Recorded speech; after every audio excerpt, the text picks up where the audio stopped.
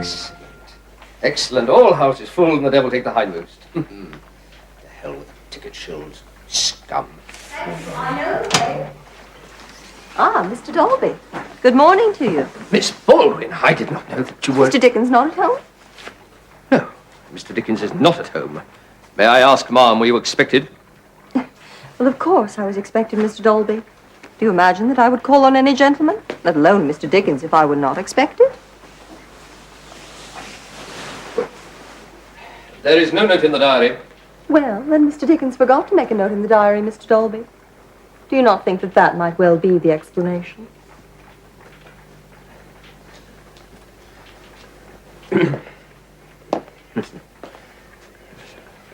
Well, he's not here, as you see. And there's no saying when he will return. I shall not in the least mind waiting. Though if you were to order up some coffee, I'd mind even less. Well, Miss Baldwin, I'm not sure that I can. Very well. I shall simply wait in the foyer and ask them to inform me when Mr. Dickens arrives. Is that quite advisable? Well, why ever not? Well, the press are continuously hanging about. Well, then. Very well, Miss Baldwin. I suppose you may wait here. How very kind of you, Mr. Dolby. I shall be glad to. I trust you'll excuse me, Miss Baldwin. I have business to attend to. With pleasure. Perhaps you would order some coffee on your way out.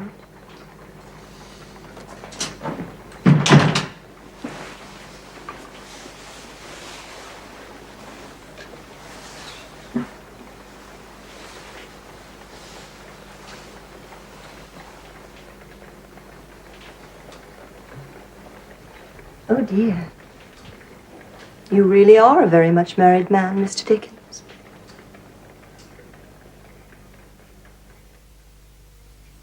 I consider, furthermore, that marriage is a natural state and one best go on with. Like a busy man of affairs. I maintain that there are certain things which have to be done, and one might as well do them and be done with it. Do I make myself clear, dear Catherine? After all, not to put too fine a point on it, I'm certain that you two regard life as a serious matter. I suppose I do. Of course you do. He seems to be quite angry. Perhaps Kate has made one of her awful puns. Her what? Be quiet, Georgie. Charles does seem to be very upset. Kate is so silly. Why isn't he on his knees looking all soupy and romantic? It's her own fault. What were you doing in his Georgie. Numerous commitments from magazines, but I have my salaries from both the Chronicles. Charles, I'm quite bad at bookkeeping. Bookkeeping?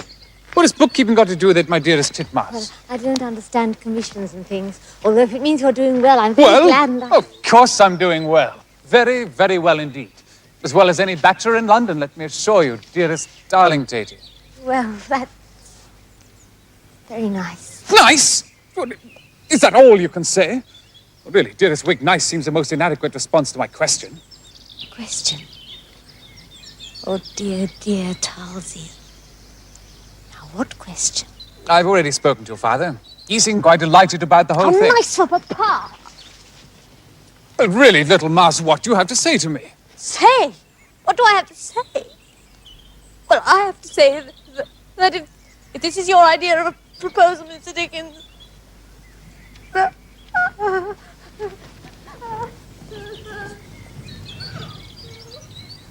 Now she's furious. I'm crying. Oh dear, what is going on?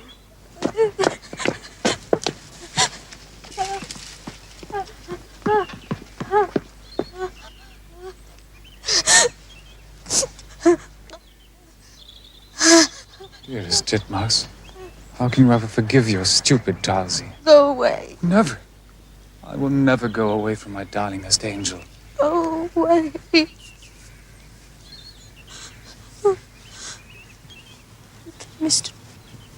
Mr. Pickens? Please marry me, little mouse, or I shall be very unhappy. Oh, Talsy. He's done it. He's done it. He's done it. He's done it. He's done it.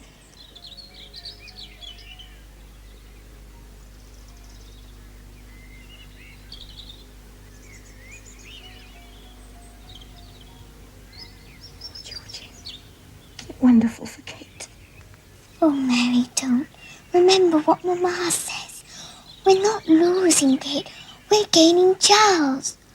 Or is it gaining Kate and losing Charles? Yes. We are, aren't we? Ouch! Nothing. What was that? I just said ouch. Oh, this really is coming along very well, Fred. So's my hand. It'll be delicious with a little butter on it. Oh, tea and toast. Fred, what an excellent fellow you are. Yes, I am, aren't I? You'll have to get a few more cups when you're married. Yes. I think I shall press on regardless tonight, Fred. Oh, Lord, not tonight again. Oh, yes, best strike while the penny's hot and ink bubbling with ideas. Do it now, Fred. Don't delay. All very well, Charles, if a fellow hasn't got the responsibilities of an engaged person on his hands. Oh, Kate won't mind. It's all for her good. It's for her future I'm working, Fred, as well as my own. Well, all our futures, you might say, Fred. Oh, thanks very much. Excellent. Ah, jolly good toast, Fred. Glad you like it. I've given it just a teeny touch of this and that. I thought you had. It's cooked to a turn. Anyway, you have only been engaged 3 No, weeks. work must go on, Fred. I haven't explained it all very carefully to Kate, anyway. I know you've explained it. Haven't I carried the letters to her every day and seen her get sulkier and sulkier? Oh, never mind. I'll send her a real corker tonight. I'll not be dictated to by a capricious girlfriend. I've seen which way that folly leads, and I'm determined never to allow my heart to rule my head in that again. Again? Never you mind. Make some more toast. And afterwards, you shall take a note to Miss Catherine Hogarth. It pains me to say one word that may bear the appearance of unkindness, but I owe a duty to you as well as to myself. I would not have believed that such sullen and inflexible obstinacy could exist in any girl in whose heart love had found a place. Kate. Is it from him? If a hasty temper produces this strange behavior, acknowledge it when I give you the opportunity. Overcome it. Will never make you more amiable, I more fond, or either of us more happy. Oh, no. Is it something dreadful? If you are already tired of me, say so. I shall not forget you lightly, but you need no second warning. What have I done? Oh, my dear, what is it? You may depend upon it, though, that what you do not take the trouble to control for a lover, you are not for a husband. Let us start, my dear, as we mean to go on. Oh, Charles, give me... Catherine, what has happened? Oh, Charles isn't coming tonight. It's all my fault. Excellent. Oh, that's first class, Charles. Jolly good. Fred, I'll read it to you later. You'll love it. Where have you been? To the Hogarth, ain't I? And Miss Catherine was not delighted. Never mind. Never mind, Fred. Now make some grog. Or maybe we'll even go out for a bit of supper. There's a gentleman come.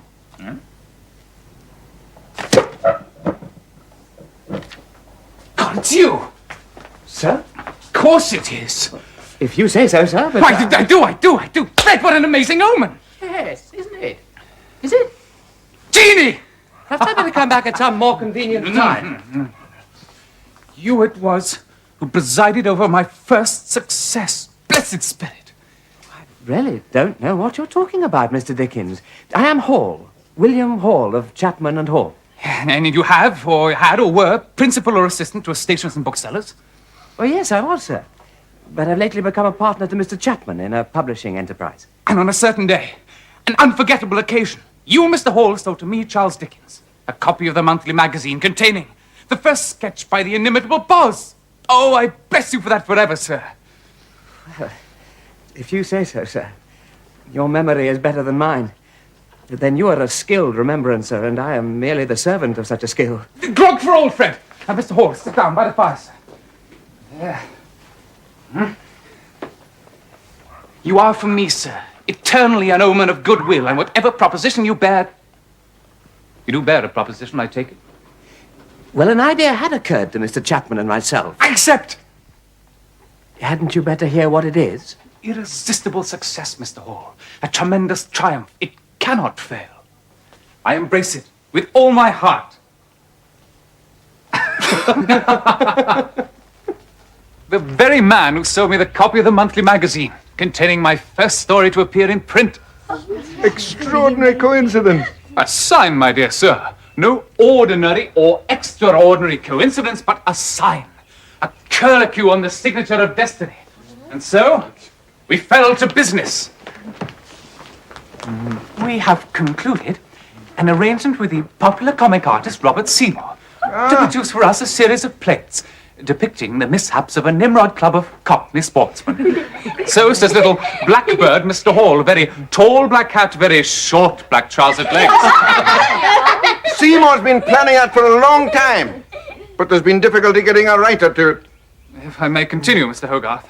They tried Theodore Hook and Henry Mayhew, but both of them were far too busy, of course. Please let Charles go on, Papa. If I may continue. Of course, Seymour is a difficult fellow. Very melancholic. Please, Papa.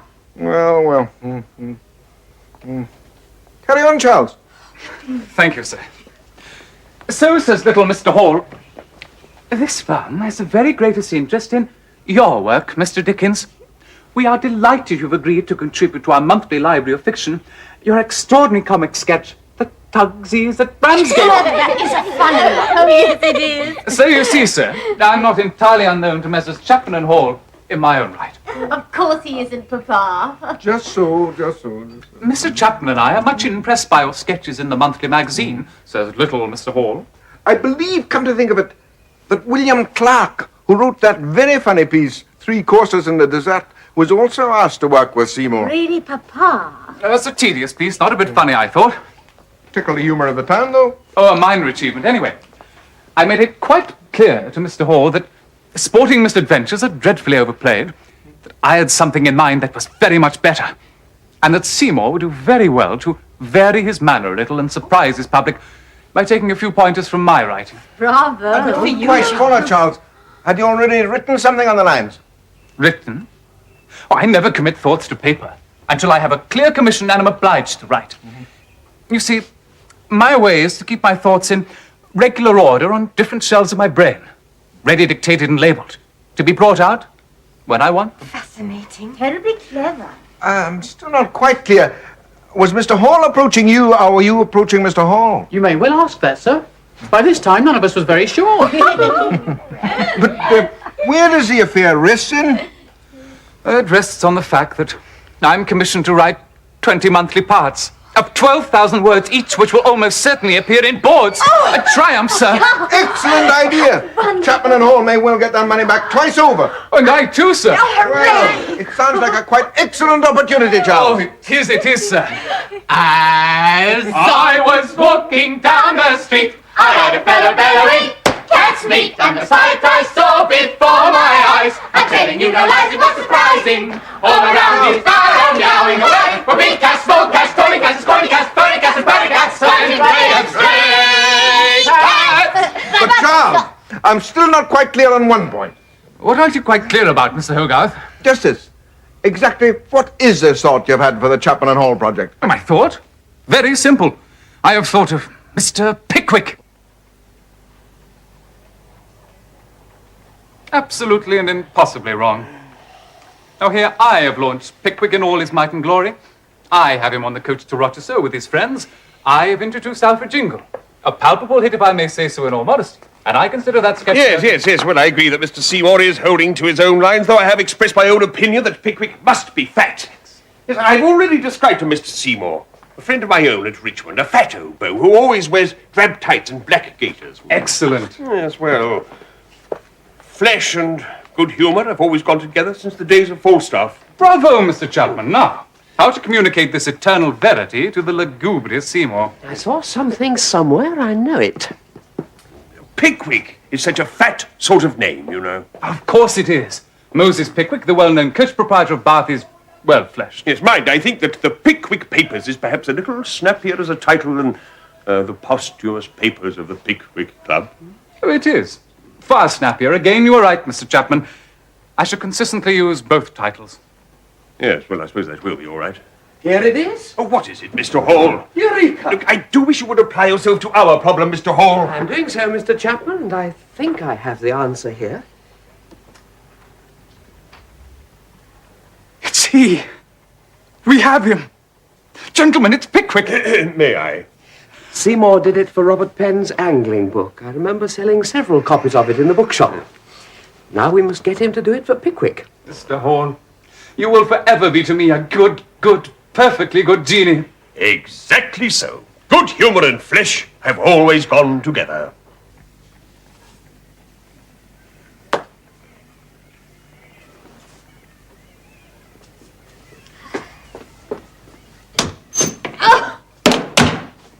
The dust in here. It's not much bigger than his old room. Oh, it is 3 quite large rooms. Why do we have to stay in this dusty, dark old Funnels Inn anyway? Oh, it'll be lovely, Kate. You'll see. You will be with us. You'll stay with us, won't you, Mary? Of course I will, Kate. If you're sure Charles has no objection. Charles adores you. There, dearest. What, Kate? I'm so frightened of being married. Oh, come now. Charles is terribly kind. Yes. But he is so determined. Well, is that bad in a man? Judy. Oh, Judy, I want a nice big gift, Judy. Oh, what it is to have money, Fred. Quite so, Charles. You can buy things with it. A pair of quart decanters. And a pair of pints. A crystal jug. And 3 brown dittos with plated tops, if you please. A pair of lustres. Your Kate loves pink. And 2 magnificent china jars. All for the modest sum of £3 7 shillings. Question, Charles. Yes, Fred. Don't you think we ought to buy some furniture to put them on? All things in due course, Fred. Now, there's £24 left from the advance for the first 2 numbers of Pickwick. Enough to furnish a mansion, my boy. Oh, no. What is it? Should never have mentioned money, Fred. Why not, Charles? If you've got it, let them see it, says I. Oh, I see what you mean. Silent as the grave about the Pickwick money, Fred. Say no more, Brother Boss. Ah, the inimitable Buzz, and fearless Fred, his devoted Figaro. Ah, my dear boys, how it warms my aging heart, which has, not to put too fine a point on it, been somewhat buffeted lately by outrageous fortune, yet giving to this ungrateful world 2 such fine young fellows, and other blessed children, which from time to times have been desperately hard. Lately, oh God, I am thirsty. Where was I? I think you were about to say, Governor, that though you are, at the moment, temporarily financially embarrassed, you are hourly expecting something to turn up. Is that it, Fred? I think it may well be. Oh, my dear boys, how very understanding and movingly simpatico of you. Very Italiante today, Governor. Well, you see, I've just been talking to a couple of friends of mine and telling them about my trip, to Italy in the old days, for the powers that be, when I was in his blessed and benign majesty's incomparable and superior navy. God bless my soul. You see what I can see? A port of call, eh? Well, a welcome leave, my hearties, eh? Look, I'll just lead the way and get things set up, shall I?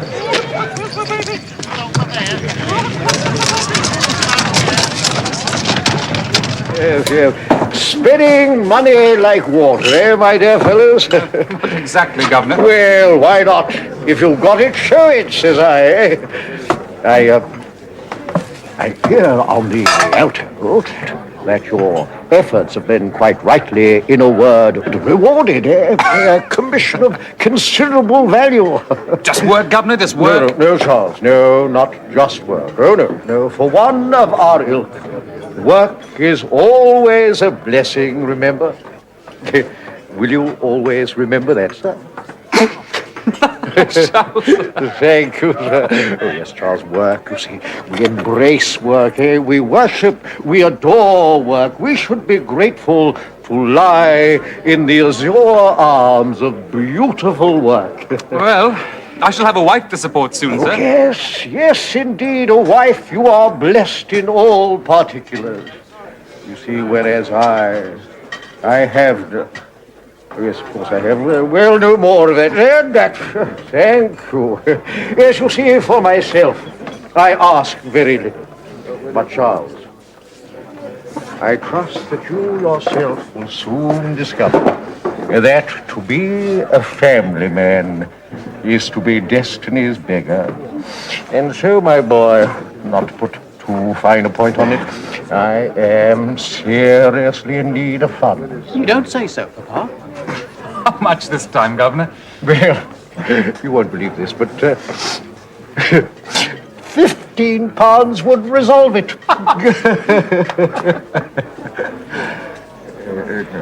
Well, all right, then, yes, why not? £10 will keep the demons at bay. This is the last contribution I expect to make for a very long time. Of course, yes. £5, that's fine. No, that is impossible. You see, that would be an insult to my creditors, one. And if I may say, a paltry gesture from one whom, if I might say... Oh, you might say as often as you will, Governor.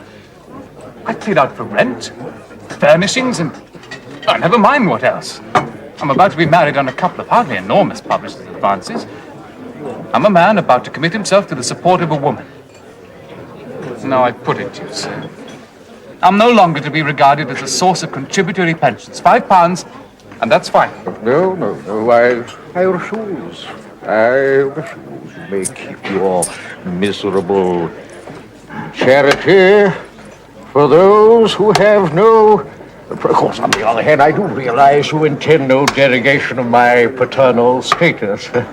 Yes, shall we say 7? Come on, Fred. You're a capital fellow, Charles. Capital fellow, yes. We shall never fall out, eh? Never.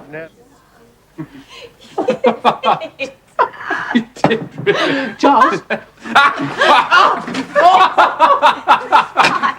Oh! Done to a turn. Oh, isn't this a lovely picnic? We must do it often when we're all together. Of course. And I will teach you how to cook mutton chops. And I will teach you how to wash up. There was piles of it, wasn't there, Kate? Oh. Yes, well, I'm not too bright in the washing up. Beautiful decanter. Beautiful wine. First class for a beautiful mouse. Thanks. Where is my Thomas cos? Yes. Why is you cos, dearest darling pig? I don't know what dust is. Why is you? I just said I don't know, didn't I? Well, so damn well know. Oh, who swore that little mouse? Catherine a saint would swear at some of your inexplicable turns of mood. Kate has been a little off all day, haven't you, Kate? Yes. Well, it's becoming a little bit too much of a habit. Help yourselves to wine. I was about to propose a toast, but my mood has been completely upset.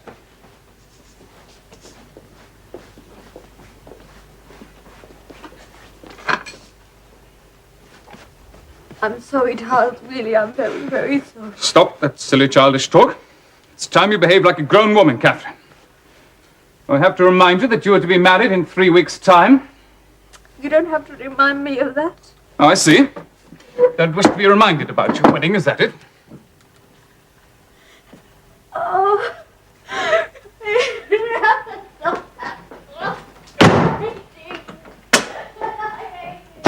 Serves me right for trying to discuss anything with a spoilt girl. Oh, I think that's unfair. Catherine really isn't spoilt, Charles. Wasn't exactly a discussion, was it, Brother Boz? I don't wish to argue about it. I will not accept ill temper and capriciousness from any woman. That is absolutely and irrevocably final.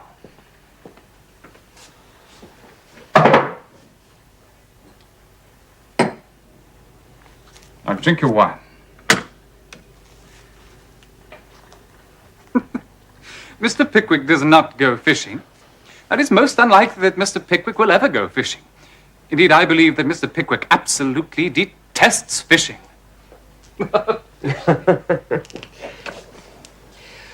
I suppose Mr. Pickwick might go fishing sometime under protest. Might he not, Mr. Dickens? Out of the question, Mr. Hall. Oh, look here, Dickens. I doubt your readers will take Pickwick up as a sort of religious matter, you know. They'll be perfectly content to see him fishing and a good drawing on the cover and doing something quite different to the text within. I dare say Mr. Chapman is right, you know. Oh, indeed, Mr. Chapman is right. The point at issue, though, it seems to me, is something different. Pleasing the public. Selling books, ain't that what we're about, gentlemen? Mr. Chapman has quite a point there. Oh, indeed he has. And I take it to be a most important one. The charges on me are great enough for me to so regard it, even if my personal inclination were not to please the public and be accordingly rewarded by them. Well, then what's all the lather and the mather for, Because, Mr. Chapman, I believe my readers will expect my characters to have a consistency and a truth which will justify them in following their adventures with devoted application. Well, certainly to be hoped that the papers takes on. It's a considerable speculation and innovation. I believe they will take on, but only if I keep honestly to my compact with my readers and give them in paper after paper the true world of Pickwick. Very true. The readers do like consistency in detail. The true world of Pickwick, and not, I say, the world of that excellent but cross-grained artist gentleman, Robert Seymour. Ah, I see. It is a question, then, of whether the artist follows the writer or the writer the artist. Oh, the text comes first, Mr. Chapman. In this case, the plate came first, Mr. Dickens. The initial idea was Mr. Seymour's, you know. Pickwick is mine. I will not allow him to be misrepresented by anyone. Yes, well, I suppose you and Mr. Seymour, sooner or later, had better meet and have this matter out. Now, what do you say, Mr. Hall? I say later rather than sooner, Mr. Chapman. When shall we have the next number, Mr. Dickens? Soon. Very soon. I'm a little disarranged at the moment with the immediacy of a wedding, but I shall not allow it to affect my work. A relative, Mr. Dickens? No. Myself, Mr. Hall. Good day, gentlemen.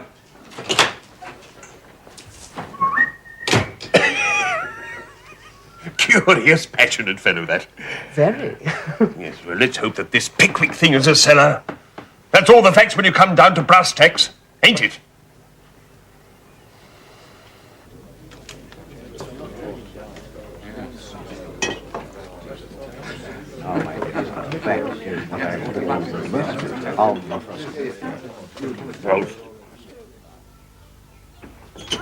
Look, our paper. The paper's come. Look, it's Charles' advertisement. Look. It's wonderful. My goodness me.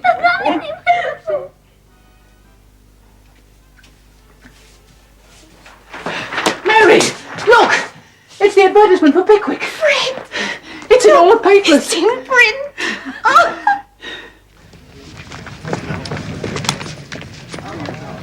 Have you seen the Times today? Have you seen the Times? Gentlemen, your attention is requested by your very dear and good friend, John Dickens. Morning, John. Good old John. A glass of Madeira for Mr. Dickens, if you please. Now, please control yourselves, all of you. Now, drinks will be accepted from you all, but in strict rotation. I shall permit you, yes, I shall permit you, no charge, I shall permit you to provide the necessary to celebrate this great day in the history of the Dickens family. Oh, Lord. Isn't this your Charles they're talking about? Yes, it is indeed, yes, my Charles. Well, your Charles. London's Charles. The world, the entire civilized world's Charles Dickens is rising in the firmament in all his might and glory. A Phoebus, a veritable Phoebus, in whose sunshine we shall bask for many a year to come. I would say...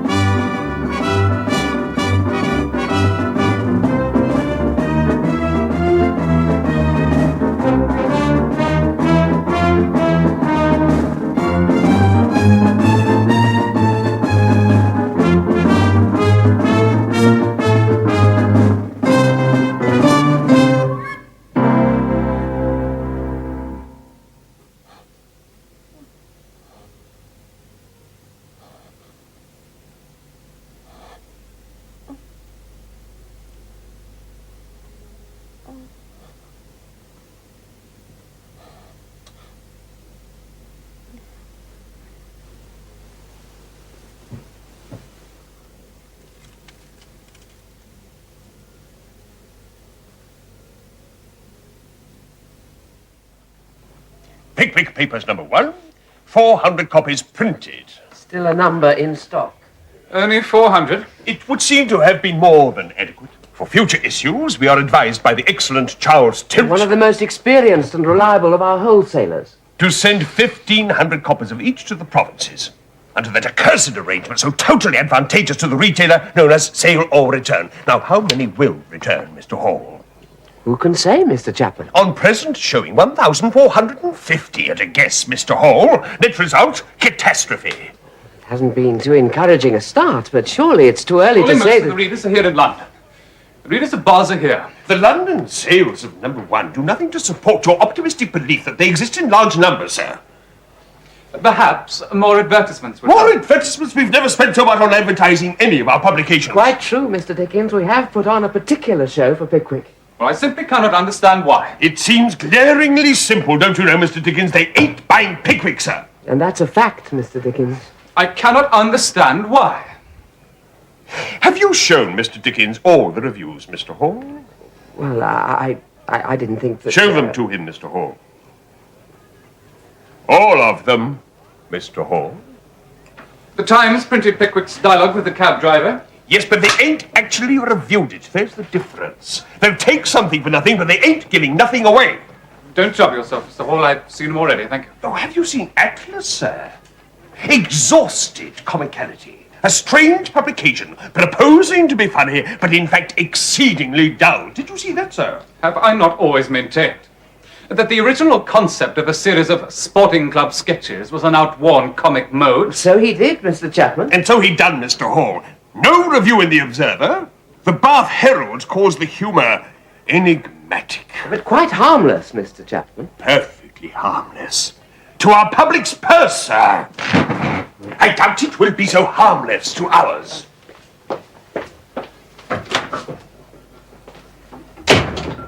Well, what do you make of that, Mr. Hall?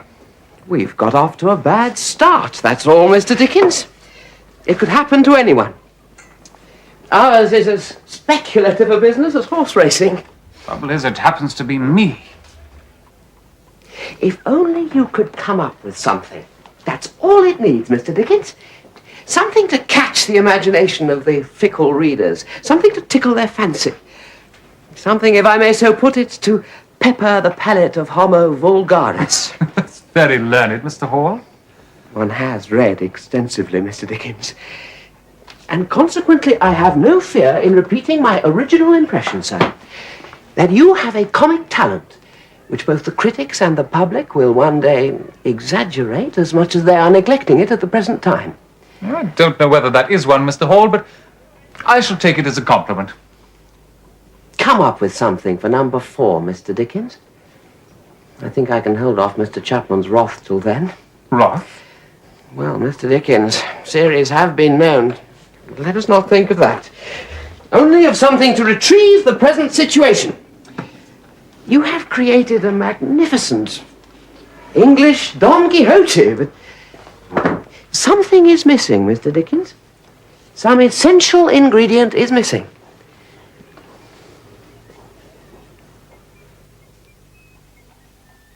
Sugar. Spice. Mouse. Cheese. Sausage. Jam. How does jam go with sausage? Sausage and jam. It's awful. It doesn't go. I was cheating. Oh, you're terrible. Oh, Charles, you're so late. The chops are in the oven, but they'll be ruined. You're a very naughty Charles. Can't tell you. Charles, we've invented a completely stupid game. Yes, we have. Listen, I say dog, cat, Pig. tail. What? Someone said sausage. And Fred said. Fred said. I said jam. Ridiculous children. Do be quiet. I'm trying to think something out. Say Charles to me. Charles. The first. What was that? Do be quiet. I have now enough problems. Enough impossible problems without being distracted by your silly nursery games. Well, I do think we all ought to have some supper. I don't want any supper. I've asked the horrible Robert Seymour over for a glass of grog. Fred, do we have the makings? Yes, sir. In that case, you girls take your suppers into Mary's room and leave us to prepare for the bilious Seymour. But I really think... Come on, we might Kate. find- we'll have a lovely picnic on the floor. I'll bring the whittles in to you.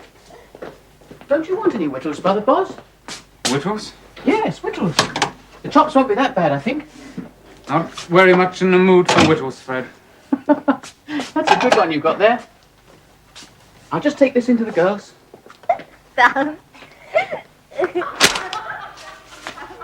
Not another ghost story. Oh, that we do not want. Ghost, perhaps. Perhaps Mr. Pickwick is haunted by a familiar. A ghost who waits on him. Like a genie. Yes. Fred? Fred? What is it? Someone at the door. The Billion Seymour? God, I'd forgotten him. Better let him in, Fred. Girls, keep your voices down.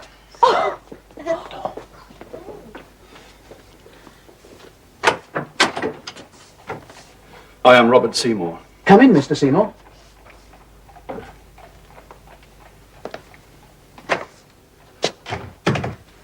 Mr. Robert Seymour. My dear Seymour. Mr. Dickens. What an honor to meet you, sir. Oh, it's taken too long, but... Oh, you know, publishers like Caesar believe in divide and rule. Fred, make the grog, dear boy. Fred makes the best grog in town. Unless you prefer some other chip. It is of no consequence. Oh, in that case, take a seat, sir. Please.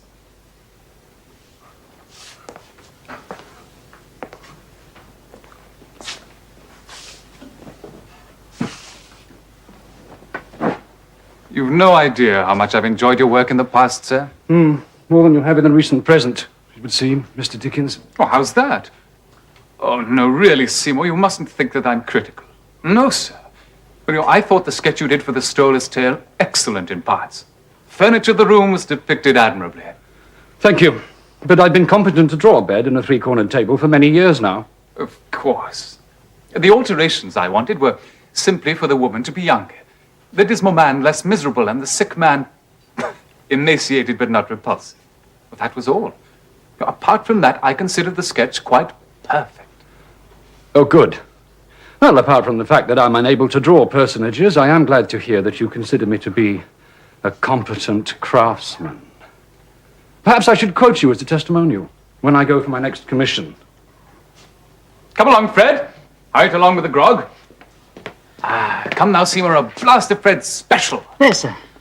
I detest spice. Oh, one coming up without spice. Really, Seymour, you mustn't take my comments in bad part. No, sir, I've your success in mind. My success? My success has been well established these many years past, sir. I dare say that when you were still polishing the cradle marks off your backside, my reputation was well grown. Entirely so, my dear sir. Yours is a fame undoubted, long established, I agree. And like all very long established reputations, it can benefit occasionally from a little fresh spice. I hate spice, sir.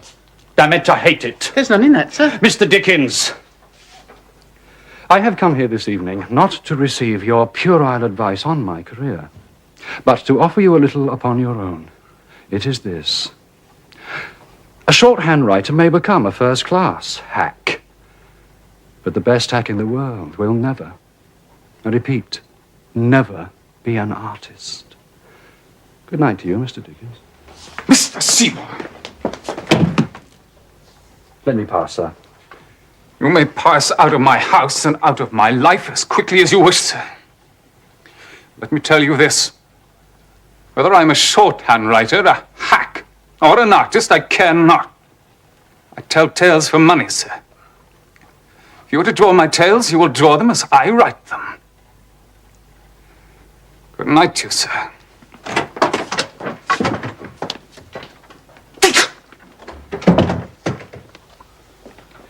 Impertinence of the man. Hack, indeed. He was just upset. Don't distress yourself, Charles. Oh, poor Charles. Going, Marge. Oh, but it's so late. I want Charles to stay with Tittlemaus. I must walk. Oh, but dearest, I shall be frightened. Don't you see there's a fire burning in me? I must walk it off. Shall I come with you, old boss? Dear young Sancho Panza. Sancho Panza? Who's he when he's at home? Don Quixote's man. Who? Oh, yes! Sancho Panza! Aha! My genie, Fred. My gracious boss. Whittles, Fred. Sausage and jam, boss. Exactly, Fred. What is it, dearest? Mr. Pickwick, my angel. Don Quixote. I have it. I have it. Sancho. Sancho. San. I suppose we might as well go to bed. Sam.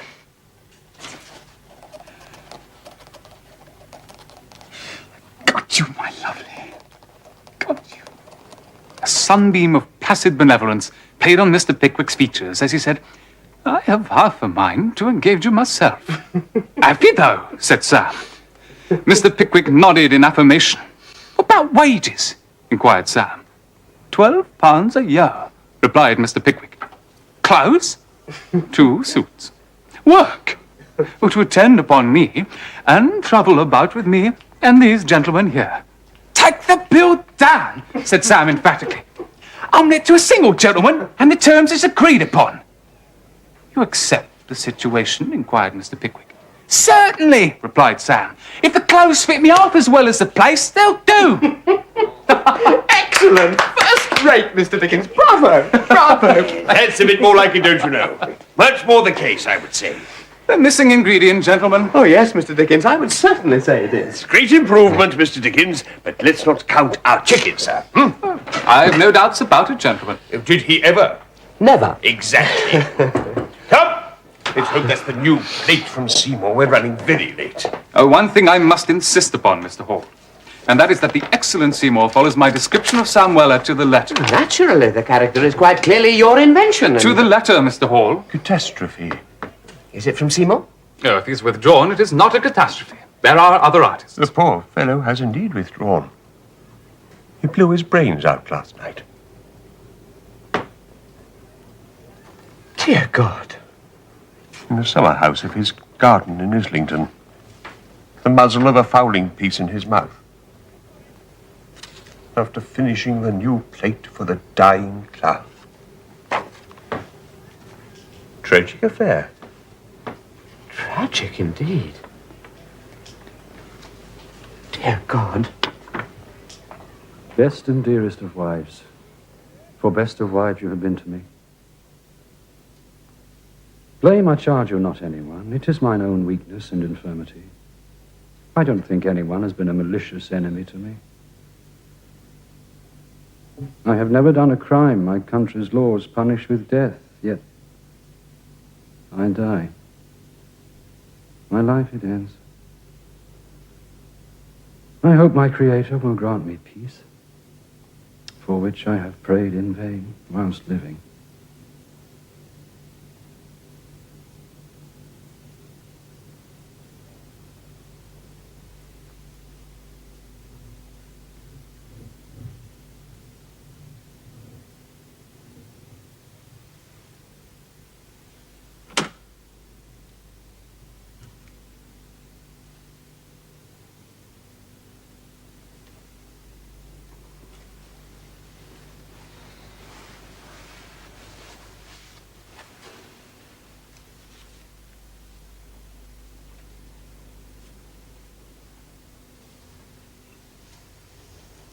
Can't you sleep, Fred?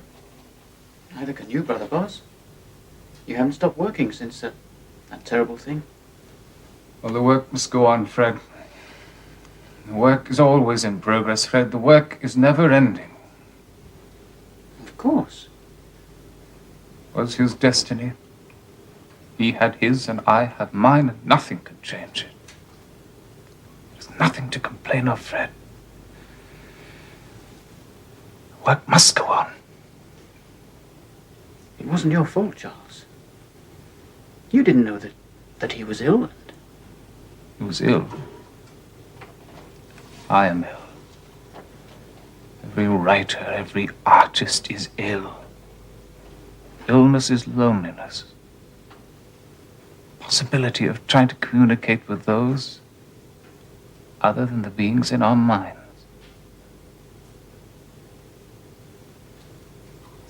Yes. Shall I make us some grog, Brother Boss?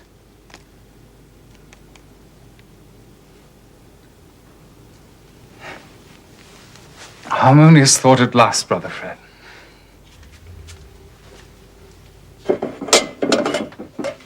How about this, Fred? There's nothing that's so refreshing as sleep, sir. As the servant girl said afore she drank the egg cupful of laudanum. That's good. But you won't need any of that stuff tonight, Brother Boss. No. That and your grog will do me for tonight, I think, Fred.